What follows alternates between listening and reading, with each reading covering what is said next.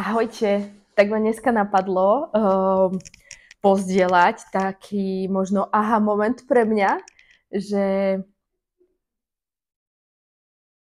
začala som, alebo veľmi ma pritiahla tá možnosť v živote, že môžeme si tu dovoliť to najlepšie pre seba. A teraz proste naozaj to som si len tak hovorila a úplne si hovorím, že wow, že proste to je krásne tak žiť a všetko, ale dnes sa ako keby udialo, keď som ráno pila kávu, že ako keby som to fakt presítila, že proste, že naozaj tu máme nekonečno variant a nekonečné množstvo možností, ako môžeme žiť. A v každej oblasti svojho života. A že proste, ako sa vysamáriť z tých možností, že čo je to najlepšie pre mňa, že veď pre mňa je najlepšie len o trošičku lepšie ako to, čo už poznám, hej?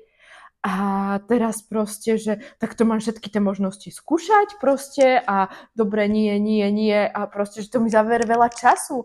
A mňa napadlo, že vlastne, keď si to vyberiem sama pre seba, ten najlepší, najnaplnenejší, najradosnejší a najlepší život, tých 100% pre seba, tak vlastne ono to tam proste sa ukáže tá cesta, ktorá vlastne je presne táto.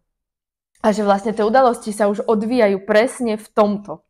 A že vlastne každý máme na výber si vybrať z hoci ktorú z tých možností a že ich milión, ale proste pre mňa príde taký ten strop, najvyšší level to, že si vyberám naozaj z toho vlastne svojej podstaty, čistého bytia, lásky, srdca, tú cestu. To pre seba to najlepšie.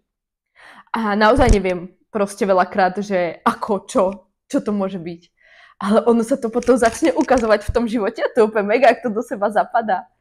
Takže to ma teraz tak najviac fakt fascinuje, že proste naozaj, že vybrať si pre seba to najlepšie je krásne.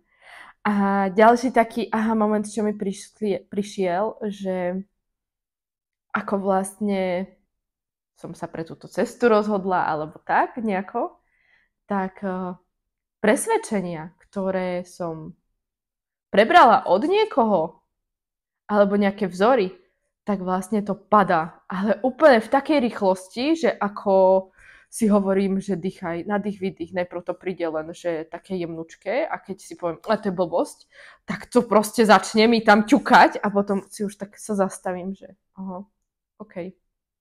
Tak preto sa v tom necítim tak dobre, lebo je to proste konanie cez nejaké presvedčenie niekoho, ktorému som uverila tam niekde kedysi. A kedysi mi to možno aj fungovalo, alebo som si to neuvedomovala, takže to bolo pre mňa v pohode.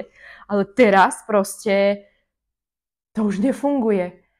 A máme vtedy na výber, že buď to bereme ako naozaj tú skúsenosť na tej ceste, že jednoducho, áno, teraz som si to uvedomila, ale bez toho uvedomenia a toho prežitku, aby som to ďalej nemusela zažívať a už proste konala inak, tak vlastne som to nevedela rozpoznať zatiaľ inak. A takže môže to byť najväčšia katastrofa, alebo ten najväčší dar, ktorý mi mohol prísť do života. A keď som sa začala na to pozerať, že nič nie je dobré ani zlé a že to proste všetko iba je, tak ono v tých situáciách proste sa mi ukazuje, že že tak aj takto je to v pohode, aj takto, ale ja si vyberám tú možnosť, ktorá je pre mňa tá viacej ladiaca. A príde mi to ako taký príklad, že s tým, že vybrať si pre seba to najlepšie, že ako keď prídem niekde, že mám chuť na sladké a teraz je tam milión tých keksikov. A že ktorý si vybrať, veď všetky sú super, hej? Že potom sa už vieme dostať do takého levelu, že vyberať si z toho najlepšieho, to najlepšie pre seba. Tak proste len tak idem a proste, ktorý ma tak pritiahne. A veľakrát je to ten naj pre mňa tú danú chvíľu.